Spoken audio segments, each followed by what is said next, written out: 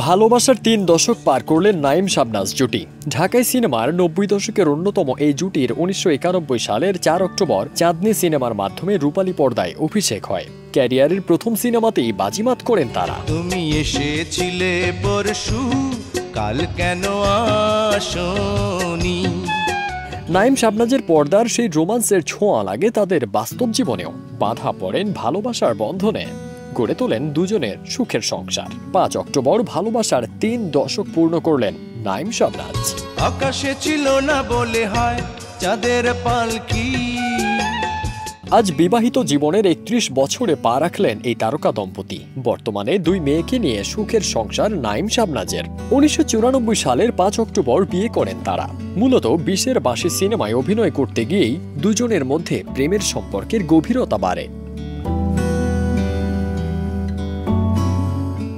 নাঈম বলেন, এ সিনেমায় শাবনাজের চরিত্রের নাম ছিল ময়না। সেই তখন থেকে আজ অবধি তাকে ময়না বলেই ডাকি। সৃষ্টিকর্তার অশেষ কৃপায় আমরা বেশ ভালো আছি।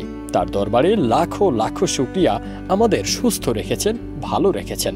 সবার কাছে আমরা দোয়া প্রার্থী, আল্লাহ যেন বাকি জীবন সুস্থভাবে বেঁচে থাকার তৌফিক দান করেন। শাবনাজ বলেন, নাঈমের মতো পরিপূর্ণ একজন মানুষকে আমি জীবনসঙ্গী হিসেবে পেয়েছি। আল্লাহর প্রতি কৃতজ্ঞ আমি। আমরা দুজন সুখে দুঃখে সব সময় পাশে থেকেছি। আমরা সুন্দর একটি জীবন গড়েছি, সুখী একটি পরিবার গড়েছি। চিত্রনায়িকা আরও বলেন, ২ মেয়েকে নিয়েই আমাদের যত স্বপ্ন এখন। ওদের জন্যই সবার কাছে দোয়া চাই। আর পরম শ্রদ্ধা রইল আমাদের প্রথম সিনেমার পরিচালক শ্রদ্ধেয় এহতেশাম স্যার সহ আমাদের সকল সিনেমার পরিচালকদের প্রতি।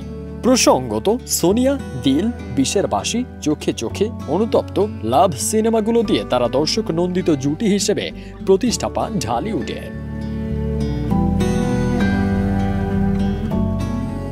ফারদিন সানি, দেশ রূপান্তর।